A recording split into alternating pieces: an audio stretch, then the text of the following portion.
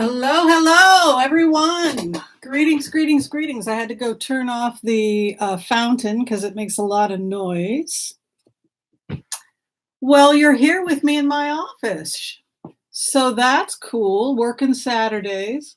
Let's give a quick shout out to everybody who decided to spend this Saturday with me. I also want to say thank you to the person who sent me this gorgeous, is this not the most beautiful scarf? It's silk. I had his note here somewhere. I believe his name is Jeffrey. Thank you, Jeffrey. I absolutely love it. I have collected so many scarves doing this channel. It's absolutely amazing. All right, so let's do a quick shout out to everybody, starting with Pamela Smithson. You were the first, Pamela, so hello. Letha is in the house. Happy leap year to you as well. Jennifer Cooper.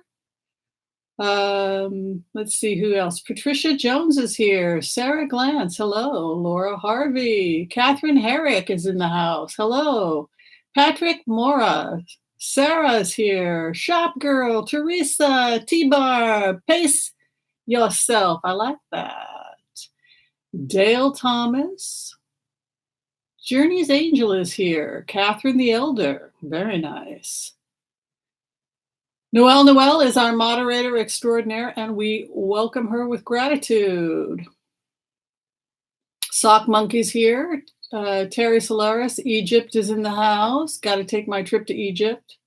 I was talking to a friend recently because I've been thinking about, when this whole coronavirus thing passes, where would I like to go on an international trip? And Egypt was one of the places that came up on my bucket list. Karen from Oregon, hello. Deb is in the house. Nanu, Jane, LaFrance, Meows. Did I pronounce that right? Exxon, Neil118, hello. Oh, Eileen and Richard. I believe I know them. Denise, hello. Hi, beauty to you. Peace. My thoughts, hello. Jenny Bird, hello. All right, so we'll keep saying hi to everyone. I'm with you for the hour. What you see is what you get. So good to see everyone. First thing I wanted to do is give another shout out to Cash Peters. If you haven't checked out Cash Peters' channel, I'm addicted to Cash Peters' channel. He's a friend of mine, but he's also just a really great guy, great reader. Hello, Pooey. Thank you very much. Can you do a reading about the future of my farts? Well, for $2, maybe. Thank you, Pooey, for the donation. Anna Macedo, thank you. We did donate quite a bit to the Australian fires last month for people who saw the receipts we did last month. So thank you, everybody, and I appreciate it. So Cash Peters is doing this thing where he has the Mount Rushmore of psychics. So far he's picked Marie's Table and Linda G. And I'm such an Aries, right? I'm thinking, is he going to pick me? Is he going to pick me? Someone said Lena Rodriguez. Absolutely, I agree. Lena Rodriguez needs to be on Mount Rushmore. Somebody also said Revealing Light, Marianne, absolutely. And Violetta, absolutely. So I figure, okay, I'm not gonna get a place on Cash Peters' Mount Rushmore. So I'm thinking, like, how can I be soothed? How can I be comforted? Do I request the Great Wall of China? Do I request the Champs-Élysées, maybe the Eiffel Tower? What do you think? So I'm thinking what I would, if I could be anywhere in the world, it would be Alice in Wonderland's tea party, the Mad Hatter Tea Party. So if you could be anywhere in the world having lunch with anybody, where would you be? I would do an English tea party. And then you get to pick who is going to be at your Alice in Wonderland tea party. Of course, everybody who watches this channel would be seated at my table. So just putting that out to Mr. Cash Peters. If he doesn't know what to do with his whimsy, he can stick me in an Alice in Wonderland Tea Party. I would like that very much. All right, so Mount Rushmore, that's very sweet. But I really want Lena. I'm really rooting for Lena, Marianne, and also Terosa Prentice. And let's not forget Lenormand, also very good. Becca, right? Prayers for Ganja. Evidently, one of our readers is not doing well. She's having a health challenge. So we want to just give a shout out to Ganja's Tarot and sending our love and prayers and that she feel better soon. Yeah, well, the good news is that if you don't make it on Mount Rushmore, everybody gets to participate. You just get to figure out where in the universe you want to be. I chose a tea party with Alice in Wonderland. So you see, that's more in keeping with my genre, my like my vibe. My vibe is more Alice in Wonderland. All right. So the first thing we're going to do is we're going to talk a little bit about some of the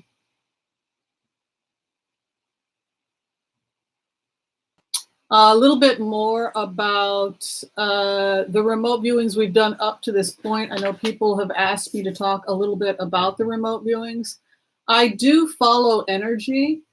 So people have free choice, but when you do a heart-centered remote viewing, you basically put yourself in the shoes of another person so that you can see how they're doing. It's interesting to just see how everybody is energetically. When you go into Donald Trump's energy, I just feel the physical exhaustion, the depression. It's almost like he has post-traumatic stress disorder from the presidency. Remember, we talked about whether you like Donald Trump or not. It's not my job to judge whether he's a good president or not as a remote viewer. That's not my job here. I just talk about the feelings or the thoughts I have when I sit in the shoes of another person. But I think he's very exhausted, and I think that there's so much fighting in DC. I can't imagine anybody would want that job. But so I always get this impression that Donald Trump is just exhausted. He has trauma and anger. Also a feeling like it's not over, like there's more that they're planning. It'll be interesting to see how the coronavirus continues. I think we should do a throw on it to affect the stock market. It feels to me like the coronavirus has been here a lot longer than people realize. And I think the reason why it went undetected is that for the majority of people, it's either asymptomatic or extremely mild upper respiratory irritation, and then it just passes. If you've had anything similar in the past, that may be able to allow you some mild immunity. If you've had other forms of upper respiratory infections with the coronavirus, maybe you're not going to have this strain as badly as someone else. Usually it's somebody with a pre-existing condition, high blood pressure.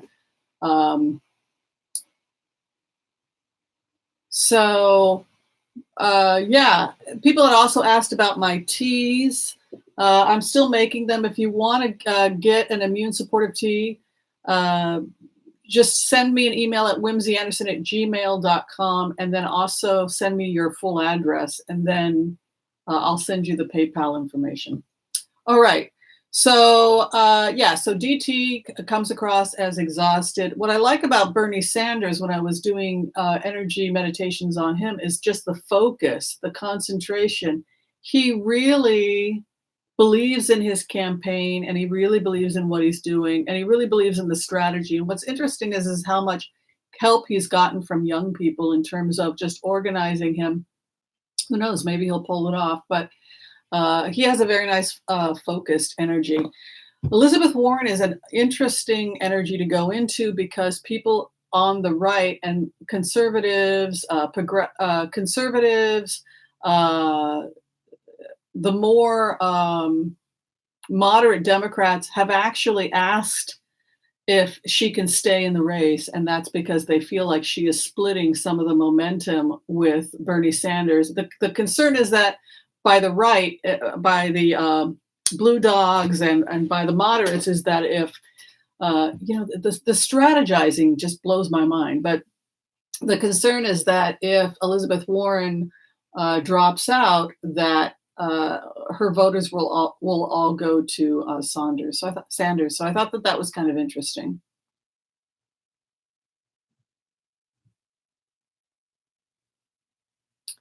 Totalitarian government. Yeesh.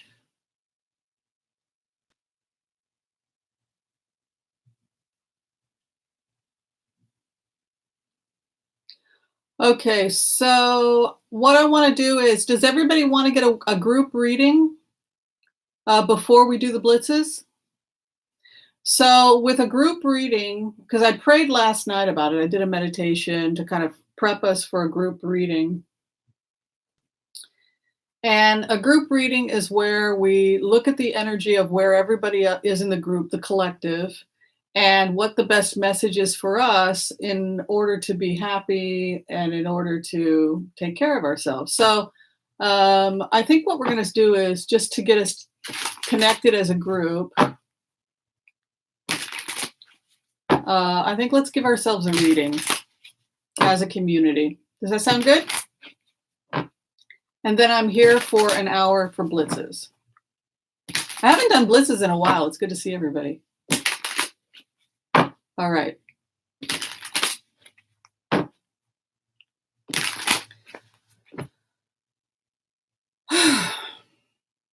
I want to call on white light protection for myself and my viewers as we ask permission from Spirit to access the Akashic records. We call on our spirit guides and good angels to be with us.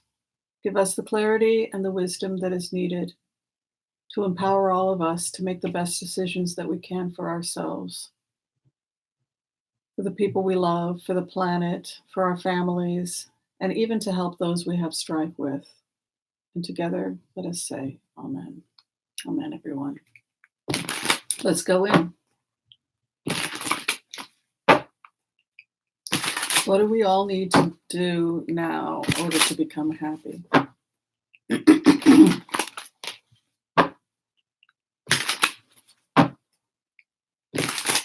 Group reading.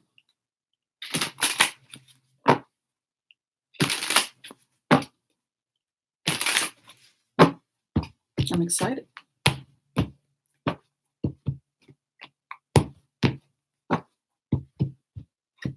The base of the matter for us at this time is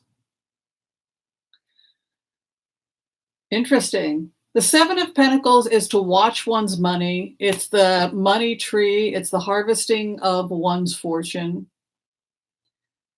It can be a Roth IRA. It can be concerns about one's retirement, how one harvests money. I also think of it as green capitalism because they're harvesting money from a tree. They grow the tree, they help the ecosystem, and then the ecosystem rewards you with a portion. We've talked about this with the Seven of Pentacles. The deeper meaning of Seven of Pentacles is that one should be about one's business. One should be about one's business. If you're looking at the Seven of Pentacles as a symbol, he is nurturing and caring for that which sustains him, right? So he is taking care of the things that sustain him, and he's taking a portion for himself, but he's also thinking in terms of the future. This is the deeper meaning of the Seven of Pentacles. So I think that what I'm feeling when I go into this energy is that now is a time for us to look at what our basic needs are, our financial needs, our emotional needs. Are we doing everything we can to take care of our own personal well-being, whether it's diet, nutrition, exercise, how we go about our day-to-day, our finances, the prospect of simple living, focusing on your own stuff. What's interesting here is that a Justice card is coming in, which is about balance, Justice card can be a legal case, or it can have some legal ramifications, but justice is also about this idea of balance. Injustice is when there's an imbalance, right? And justice is an attempt to balance the scales. If something happens that puts uh, society out of balance, how do we restore the balance? So I think that this is a week where we will focus on the things that feed us, that take care of us, whether it's, for me, it's strengthening my business, being the best doctor I can be, uh, being of service in the way that I feel that I was put to be in service, but also taking care of my own personal care, rather than all of my energy being out there worrying about what this person may do or may not do. Instead, the energy is, they're saying, is to be about one's own business and to seek balance in one's own life. The Justice card, like I said, is about seeking balance. Karma and karmic retribution, from a modern Buddhist perspective, is something goes out of balance, and there are consequences when things go out of balance. If you eat junk food every day, with me, it's chocolate. I have a problem with chocolate. A little bit of chocolate is fine, but like anything in life, if you engage in any kind of activity that puts you out of balance, there will be potentially consequences. Whether it's spending too much money, there are financial consequences. Eating too much chocolate, there might be health consequences. I really think that the base of the matter, if you're asking me, people have asked, what do we learn from base cards? A base card is a synopsis. If you're reading the way I read, the base cards are the synopsis of the entire reading. What's the takeaway? If you could give a synopsis of what the reading is in 2 cards. And so for me, the synopsis of the reading is to be about one's own business, to be present, to be in the moment, to harvest one's coin, to do one's work to the best of one's ability, and to think about the ramifications of one's actions, or how one is imbalanced and how we can return back to balance.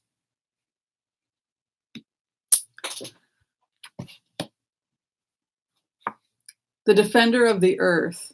So this is interesting because the 7 of Wands I always think of as defending one's territory. It can be water protectors. It can also be a sign of flooding.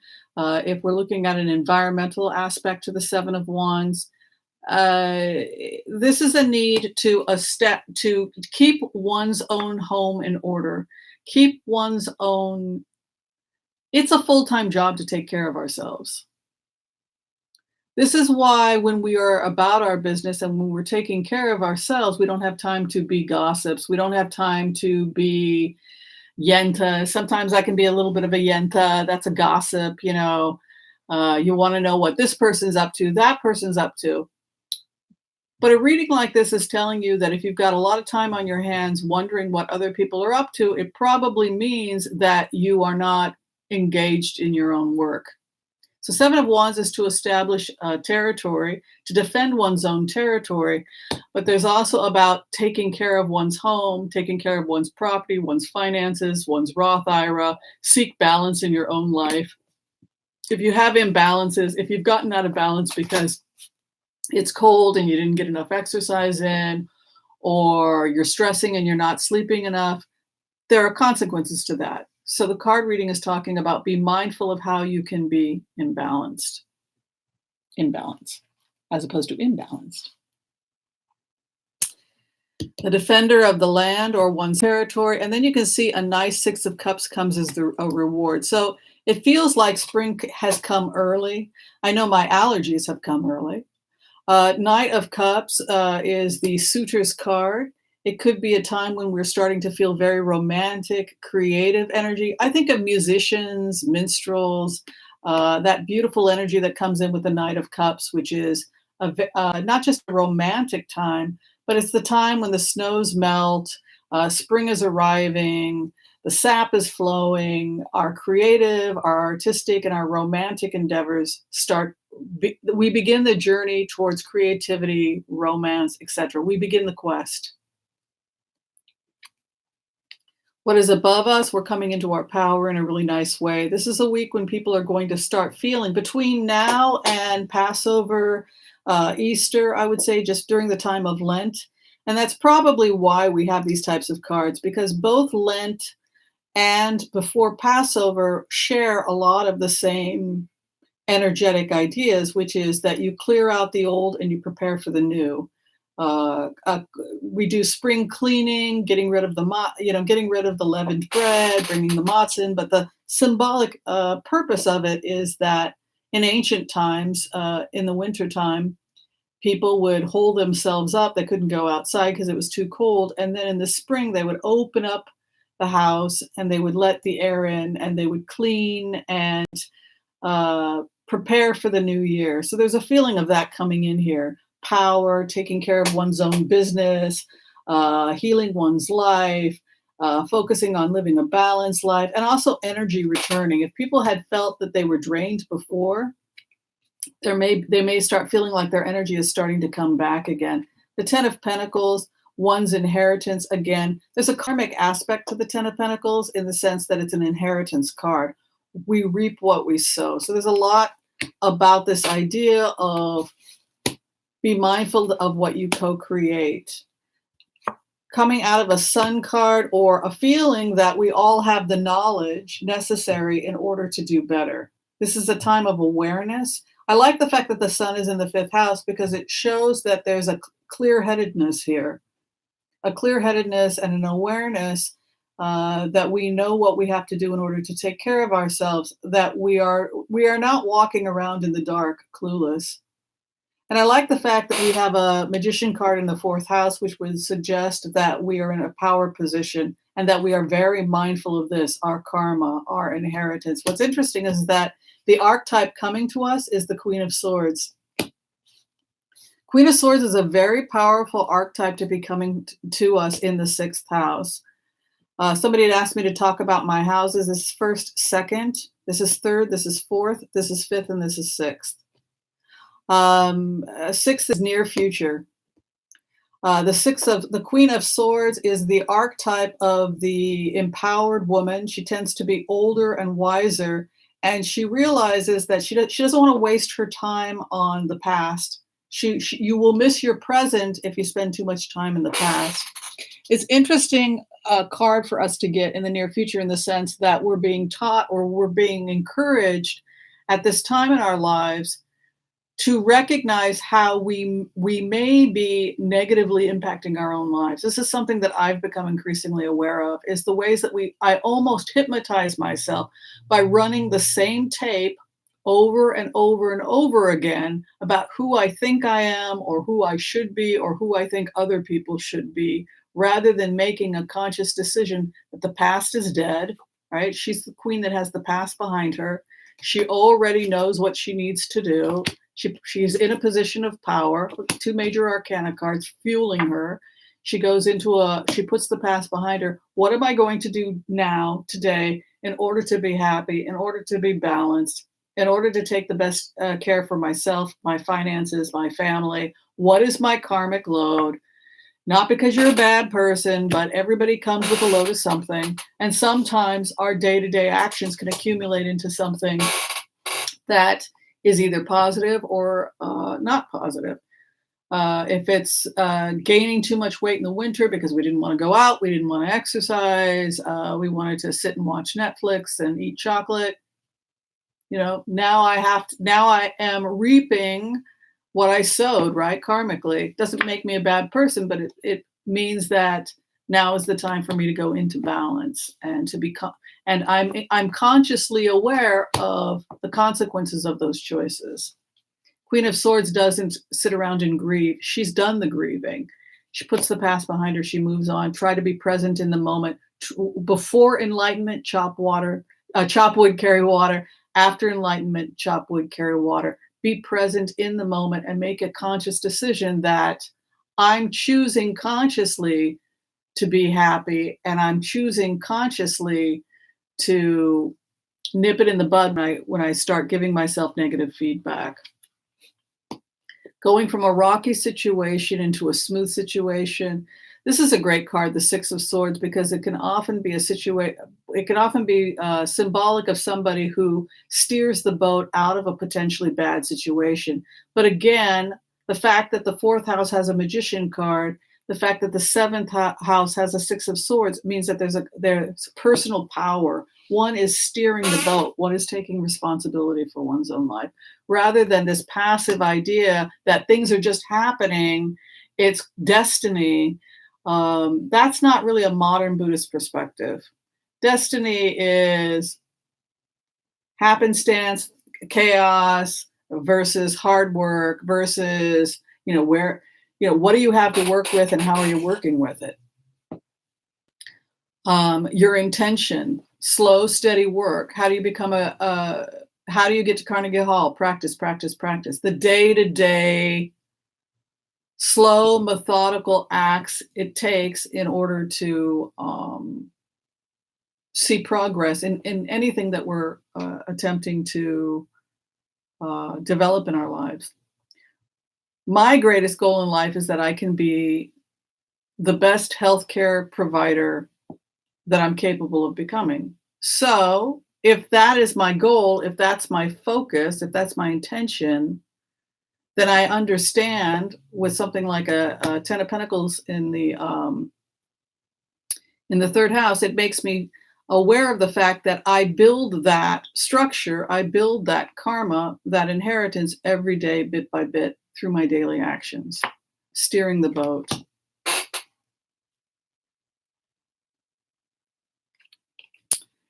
What is around us? Peacekeepers. Keep your home harmonious, avoid stress. The Queen of Cups is the peacekeeper. The Queen of Hearts, be in your heart. Avoid, there's a lot here about protecting our energy. For example, Nine of Wands again is feeling cornered, fear that one has been cornered, claustrophobia, feeling that one is spending too much time indoors perhaps, which again can happen in the wintertime. And then the final outcome for us, healing. So I think what's happening for a lot of us is that spring is going to be a time when a lot of us are really focusing on our own health. I'm sorry, I just want to plug my computer in. I might have to move our angle.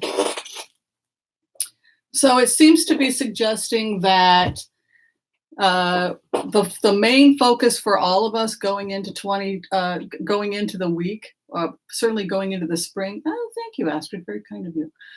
Is the health card, health, healing.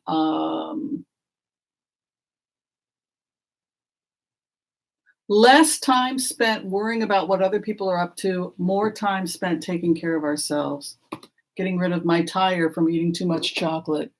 And the clarification. Oh, very good for us. We will make great strides in our health. Look at that. Ace of Swords over the Page of Cups. Knowledge and education also. It's going to be a time when a lot of us are going to start falling in love with learning again, and the Fool takes a leap of faith. So it's the person who wholeheartedly throws themselves into their work, into their self-care, into minding their own business, and they do very well for themselves. I love the fact that this wound up in the fourth house. So that is what we are up to, my fellow sensitive people. We are taking care of ourselves. We are minding our own business as it pertains to us. And healing. We have some nice healing energy coming in. I need to move this up. There we go. Awesome. So what do y'all think?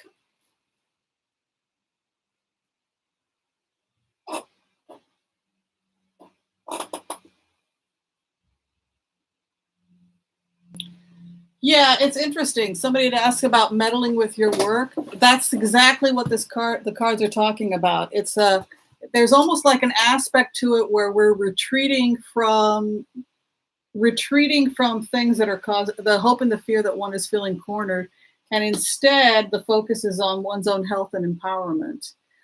So when you are about your own business, that seems to be what they're talking about is you don't have time for other things. If somebody is blocking your business or physically blocking you, then I think it has to be addressed. Thank you, Michelle. That's very sweet of you. So in plainer words, if somebody is actively keeping you from your business, then you have to do something about that. If you've talked to the other person directly and they're just being antagonistic, I would have to go to HR at that point, unfortunately, or to your supervisor. But what I like about this group reading is it was the most healthy of all the group readings I've ever done. I like the fact that Hermes, the messenger who brings healing, came as our final outcome, and over that an Ace of Swords. So I think a lot of us are just really getting into our health right now. Like, I've been watching a lot of documentaries on yoga, and I'm really getting fascinated by yoga, and I think I'm going to get really involved in it. All right, so we're going to go ahead and do the blitzes now. Wasn't that a fun reading? Isn't it great that our outcomes? We had healing, the Page of Cups, and the Ace of Swords, and the Magician, power in the fourth house, which is what is the energy coming in above us, right? And then where we're headed, the Queen of Swords. I don't have time to sit around and worry about what my ex-husband or my ex-boyfriend did last Tuesday. I'm too busy living my life. Basically, that was the card reading. If you want to be happy, be present in the moment and be about your business. That was basically the takeaway. Be about our business. Do you have a list? Like, do you have a list of everything you want to achieve for your life, say in the next 5 years? And then what do I have to do today? What little small steps do I have to do today in order to bring me closer to that 5-year goal? Because the inheritance card is a misunderstood card. The karmic cards like Wheel of Fortune, the inheritance card, sometimes you're given a load of something, and it doesn't necessarily mean that it's your fault. It's just part of the universe is chaos. You know, it's and how do we deal with it? Sometimes things happen that really have nothing to do with us, unless you're a narcissist.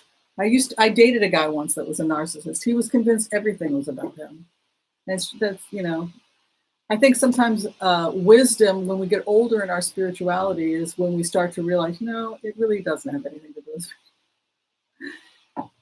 Pace yourself. Thank you. Gentle yoga rocks. I'm going to do gentle. I'm not interested in any of this yoga that tortures you. It's like there are certain... Yoga in LA is serious business. Yoga in LA, people are like in hot rooms that are 100 degrees. They're passing out. It's like, that's just not, I just want to do yoga. All right, so we're going to go ahead now. We'll do a blitz. I'm going to start with Bernie Sanders because I'm very curious about his campaign, how Bernie Sanders is doing. I like Bernie.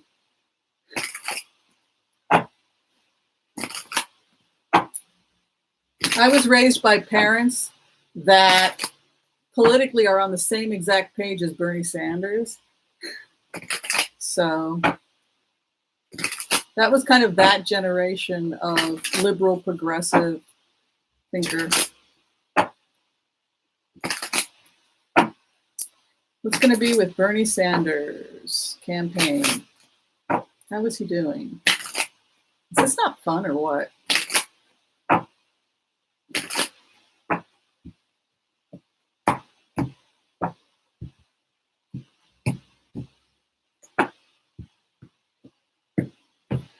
Where he's at right now, a lot of people are trying to make alliances with Bernie Sanders right now. You can see an alliance card moving in right here with the Six of Cups, which is old alliances returning. People are starting to be really, really nice to him. People that never wanted anything to do with him, in fact. Because people are starting to think this guy's possibly going to pull this off, in which case, if he is going to be the nominee, we better reach out to him, Six of Cups. People from the past, people who he may have had falling out. He's also going to have to get the finances together. The Queen of Pentacles is moving in, and that's the money, the finances, the bookkeeper. So people controlling the money, making the money kosher, but also this is large money. This is benefactors. He's going to start getting serious money backing him, and that is going to become really pretty complicated. At the same time, there's going to have to be some compromise there if he's going to be the nominee and go up against the kind of money that the GOP is going to have behind their candidates.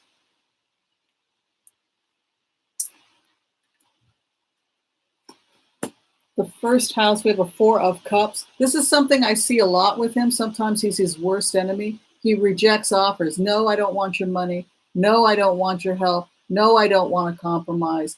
He's inflexible. He has an aspect, Bernie Sanders has an aspect to him where he refuses, absolutely refuses to compromise on certain things, which he feels violates his own ethical code. And this can be a source of frustration for a lot of people who are trying to help him. There's no, when it comes to his ethics, he doesn't want to compromise. What crosses him? This is a card, the Emperor of objectivity, being reasonable, putting emotion aside. It's the executive branch of the brain.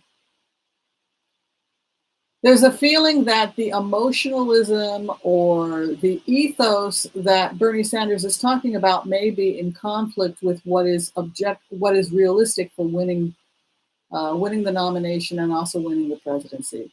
It's like what's crossing him is reality. That is basically how the Democratic Party may be viewing this.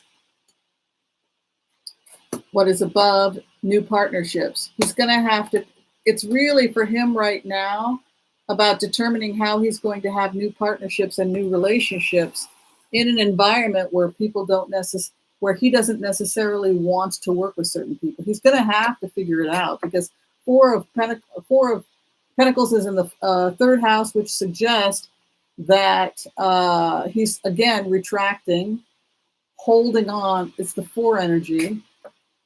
It's pulling back, rejecting. Also, he's very frugal, by the way.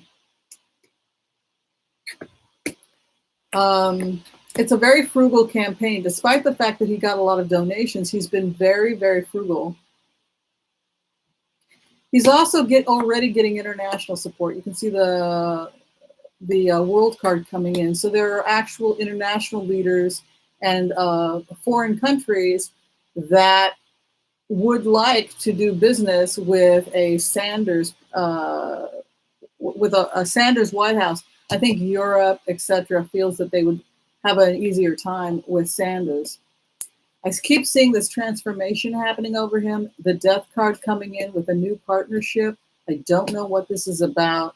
A lot of people have said that they don't see Bernie Sanders completing the campaign, but God, he looks so great right now. But that Death card is coming in, which is transformation. He's stressed out about something. And I think that this is the make it or break it time. This is when he has to decide if he's going to create alliances. And if he is going to create alliances, who is he going to create alliances with?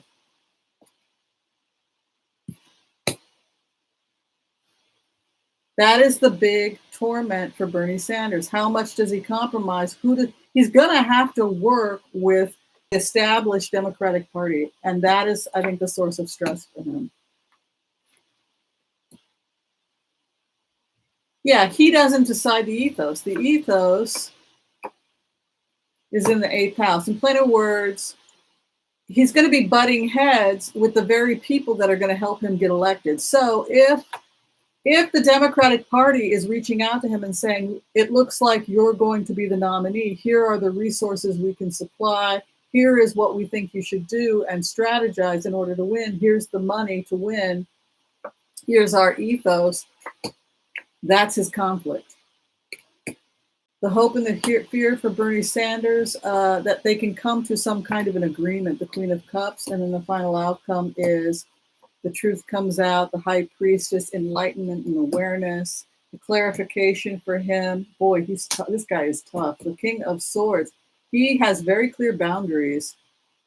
He's similar to, not politically to Donald Trump, but in the sense that he and Donald Trump are both unbelievably stubborn, and they both have to do it their way. The difference is that in the case of Bernie Sanders, it's not a drive to be powerful. It's not a personal drive. It's he's driven by justice and his morality and his ethics. But I see going forward, if he does get the nomination, there's still going to be some conflict about this. All right, so that's Bernie Sanders. He must figure out if he's going to work with or against the Democrats. He's going to have to work with them, and it's not going to be easy. All right, we're going to do William Barr next. Should I take a sip of my coffee first? This is like an amazing coffee place on the corner. Carreras.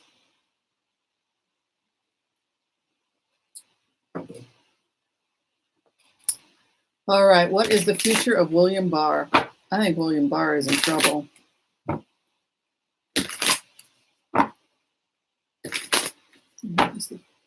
William Barr.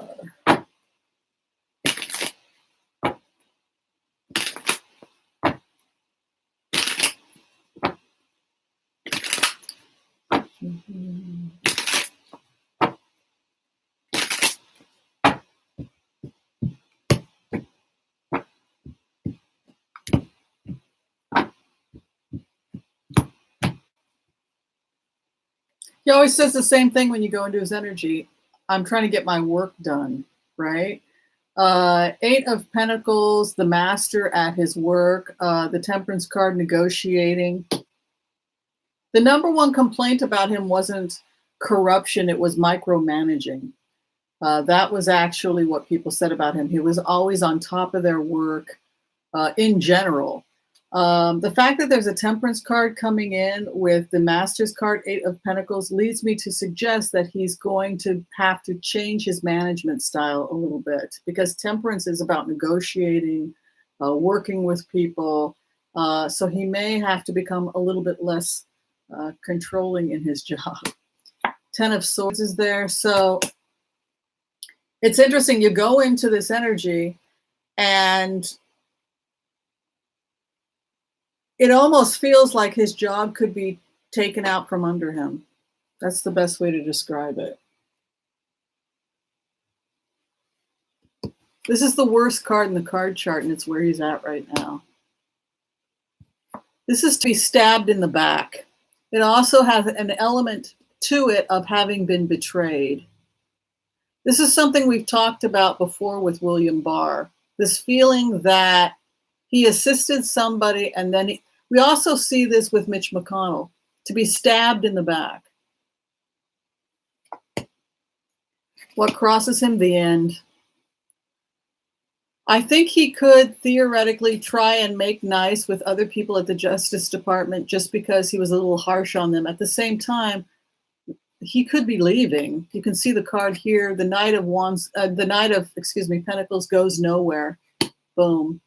So there's a block, a hold, devastation, 10 of Swords, the Devil.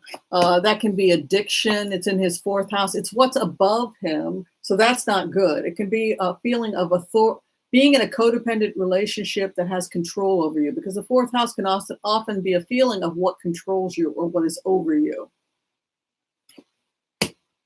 And then his 3rd house is the Justice Department, justice, the Devil card on top of what he sits in, which is justice.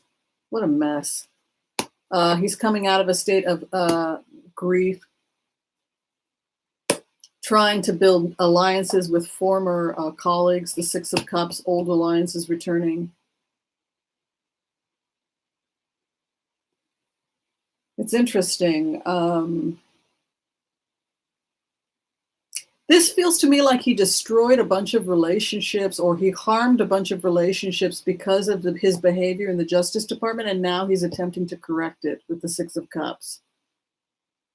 Action, reaction, grief leading to 6 of Cups energy. The hidden queen keeps her business. There's Nancy Pelosi. Hopes and fears and the final outcome. I think he's going to try and retreat. I think he's going to try and reach out to people again. I think that he's going to try and cooperate a little bit. I think he's also, it feels like an audit every time I go in there, and I don't know what I'm seeing, but it's almost like he has to hand over, or the Bar Association, or investigating decisions he made regarding cases. That's the best way to describe it.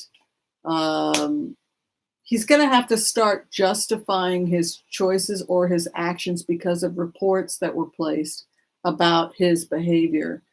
Complaints about micromanaging, complaints about shelving important cases, the way that he prioritized certain cases.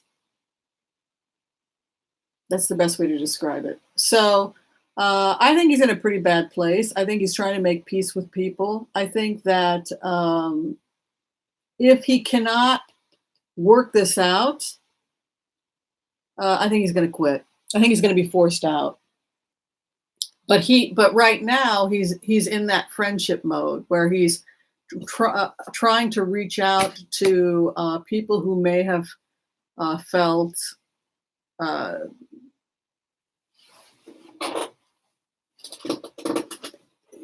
who relationships have been strained. You know, whether it's Robert Mueller or other people in the Justice Department, but there's a feeling that his relationships, his old alliances have been strained, and now he's attempting to correct that. Okay.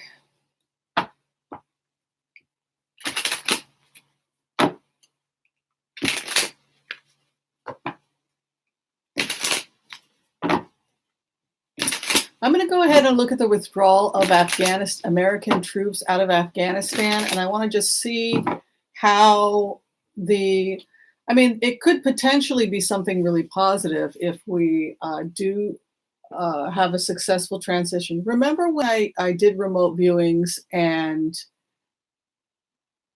there was a feeling that the Americans could no longer afford to have our troops all over the world, and that we were going to pull back, and instead there were going to be neutral zones. We were going to agree on neutral zones and possibly private armies that were going to protect neutral zones so that trade could happen. Does everybody remember that conversation? I think that's what we're going to be seeing in Afghanistan. So you have these private armies that China and Russia are creating, and the only thing they're there to do, they're not there to say who's right or wrong. They're there to simply keep the trade routes open so that trade can happen, whether it's trade going in and out of Afghanistan or Mongolia or Turkey, or any from Turkey to Syria, etc. They're starting to experiment with the cost effectiveness of private armies, and I think we're going to see that in Afghanistan. But let's go ahead and see what happens with the pullout from Afghanistan. Is it better? Is there a story behind my earrings? No, I was on Amazon.com wanting to buy some earrings, and I saw them and I liked them.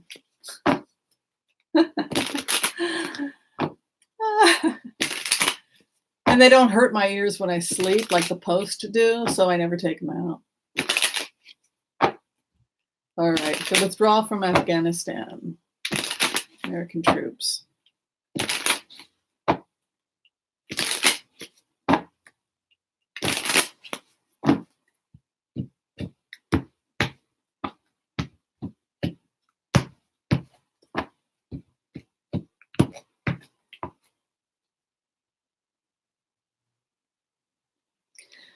The finances and the business is the main problem. There's the disruption of trade and business. You can see the King of Pentacles and then strife. So that is the main challenge, is that their economy was hit pretty hard by the war, and trying to stabilize the economy of Afghanistan as this transition is happening. That's the best way to describe it. But I think it's going to be okay. You can see a nice Ace of Swords moving in the first house. What crosses the conflict is thieves. So when the Americans leave, there could also be, as we pull out and we start leaving bases, we could also see some theft or criminal activity in the absence. So if we're not there protecting an area, you could see theft, crime, soldiers of fortune, etc., opportunists coming in. So that's the unfortunate aspect of what could potentially happen if we don't have U.S. troops there. The thief card as the conflict. What is above? Nine of Swords, a feeling that we are not ready to pull out, that we are leaving a situation that's half-baked. And again, money, the financial consequences of the war and the financial consequences of leaving Afghanistan.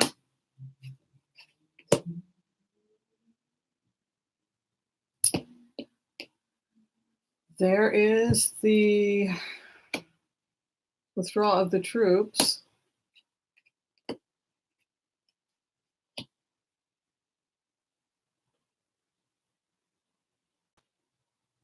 Things get a little things will start off fairly smoothly, I think, when we pull out. I think there's going to be some touch and go with securing certain areas.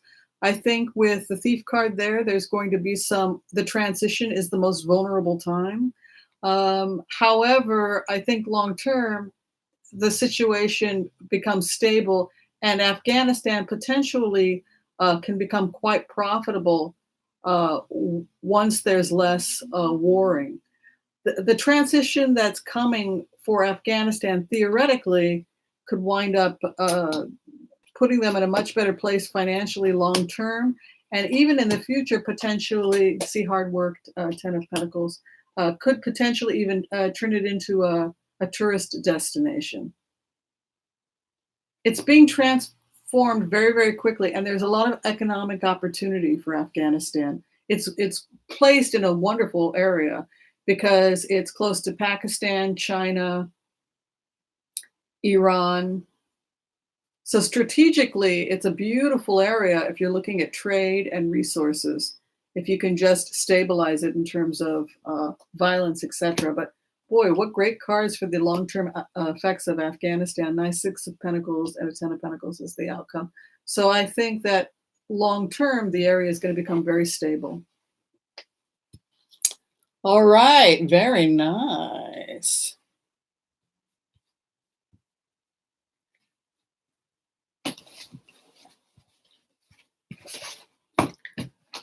All right, so we're keeping on the theme of the international community.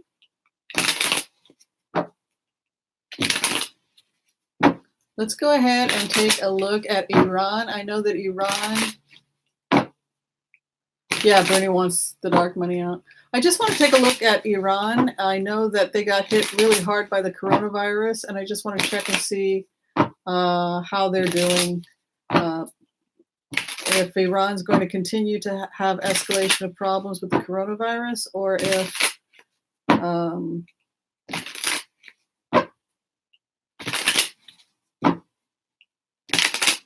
we're going to continue to see problems there. So I'll check.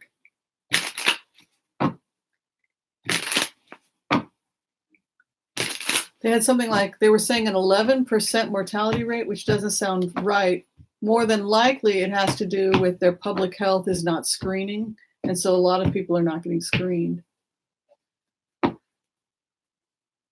Looks like they're going to be okay. You can see the nice Magician card with the Knight of Cups, a new beginning in the springtime. We could see a decline in the virus in the Middle East by spring. Nice Knight of Wands moving in.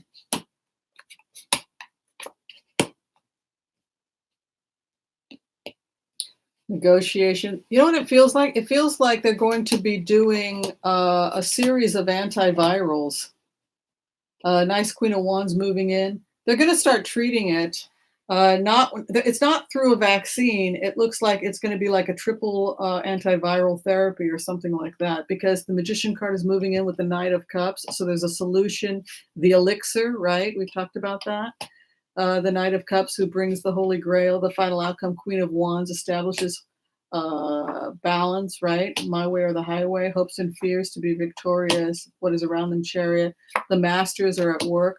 I think they're going to do something like a triple antiviral therapy or some kind of strong antiviral therapy, and it seems to be how they stabilize the condition until they have a vaccine. So people are freaking out about the vaccine, freaking out. It's going to be a year before the vaccine, but what they appear to be doing instead is focusing on antiviral therapies that can stabilize patients until they recover. That's the best way for me to interpret this, because the recovery is too soon. You can see the Queen of Wands is the outcome with the Nine of Pentacles, personal power. Also the fact that there's movement here in the springtime with the Page of Wands and negotiating and coming out of confusion, and the fact that the base of the matter is the Knight of Cups, who brings the medicine or the Holy Grail. So I think that they are going to use existing protocols in order to treat it, and then people will move on to a vaccine. Interesting. So that's kind of cool. So maybe we should do the coronavirus here in the States. I like the fact that that makes sense too, that would be how they would do that. All right. Should we do the coronavirus?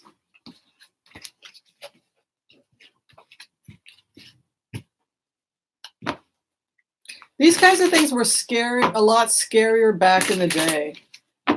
They're still scary, but if you're looking at the Spanish flu of 1918, it's not like we had antiviral therapy, right? And you didn't have people traveling all over the world by plane. Like, I was looking at the potential ways in which Iran got the virus. Like, I was looking at the trade routes, and then I was thinking, it doesn't need trade routes. Everybody's flying in and out of China, flying in and out of Iran.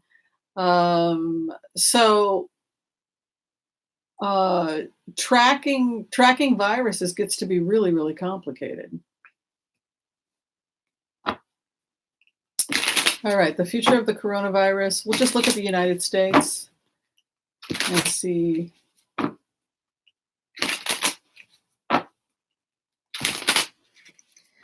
What is going to be with the coronavirus here in the United States?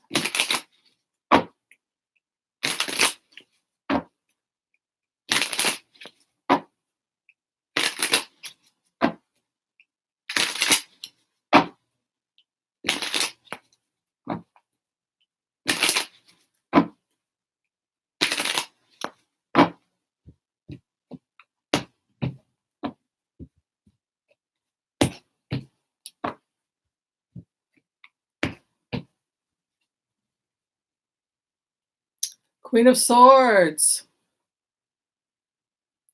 Definitely things are changing, right? If you have a Queen of Swords moving in, so now they're moving into a triage mode, which is that I think they'll stabilize patients, hydrate patients, intubate when necessary, and give an antiviral protocol. The Queen of Swords moves in usually when one has the past is done and now you're moving on to something new. But the Nine of Swords is there, so stress. But I think that they're going to start perfecting the protocols.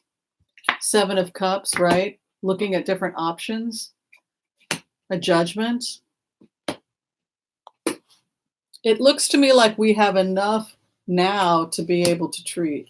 Five of Wands is a study card, exchange of ideas, the most brilliant of the brilliant, right? The exchanging of ideas is the Five of Wands and schooling, and you can see the High Priestess in the third house, which is about awakening or opening of the eyes or clarity, what sits in the past, the Magician card, and the near future, the Sun. Yeah, so the The fact that you have the sun or an opening of the eyes, here again, the high priestess, the opening of information, a judgment. 501s is my teaching card where people with differing ideas exchange ideas. I think that the international community is going to come together. I think they're going to look at various different antiviral protocols. And I think that they're going to start sharing data for what is the most effective. And also information with China about what was the most effective, and they're going to perfect it relatively soon. I think we will definitely see the mortality rate dropping because of that. Yeah, the inheritance, the hard work, the day-to-day hard work, the accumulation, the devil card, still a concern in rural areas and poor countries where they don't have good infrastructure. I'm concerned about Africa, parts of the Far East where they might not have the public health to get the medical attention they need. Remote areas of Northern Africa also potentially at risk. They're going to start using old medications that have been around for a while.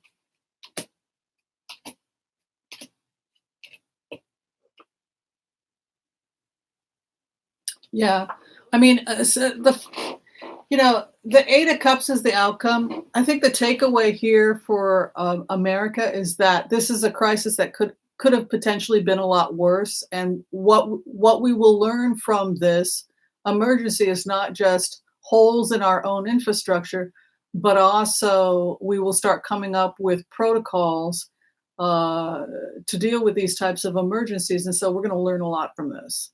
I mean, the good news is from all of this is that these types of emergencies theoretically could help us gain the knowledge so that if something more serious comes along later, we'll know how to treat it. That's the best way to interpret it. All right. Did everybody have fun? You always have fun with me. Thank you for the donations, everybody. That was very sweet of you.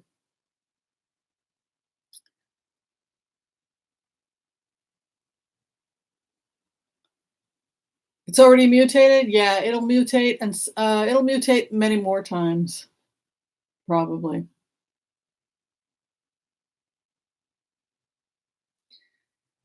Texas turning blue. Yeah, we'll do a quick one. Let's do a quick one on Texas. Is Texas turning blue? What's going to be with? It's going to be with Texas.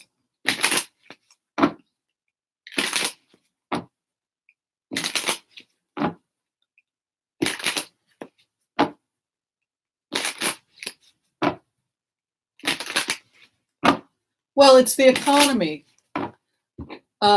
People are open-minded to marry whoever you want, be liberal, but don't touch my paycheck. So the problem when you go into the energy of Texas is that a lot of people are involved in the oil industry and in the cattle industry, and so if there's going to be resistance on that from that perspective.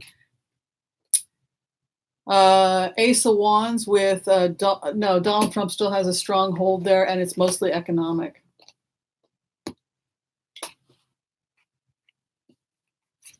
Grief hanging it up. I think we'll make inroads. I think it's going to take a long time, and I think it's mostly because of financial reasons. Very, very deep oil contracts, drilling contracts. There's big money there. Chaos too, theft. I think we'll make inroads on the, I think we can make inroads on the local level, but I think that it's going to be very difficult for, I could see Trump still winning in Texas with these cards. But the down ballot the local races, I can see us also making progress. The problem is there's so much money in Texas. There are so many investors that want to keep Texas red. All right, are we done? Thanks, everyone. Thanks for the love and support. And we shall see. All right, love and light to everybody who decided to join me today. If you're still trying to get in for a reading, you can go to tarotwithwhimsy.com, and I would love to give you a phone reading if you're in the LA area. Please come to my offices. I'd love to meet you. All right, thanks, everyone. Thank you to our moderators, Greeter TK, Noel, you guys did great. We'll see you next time. Peace out. Woo! Bye.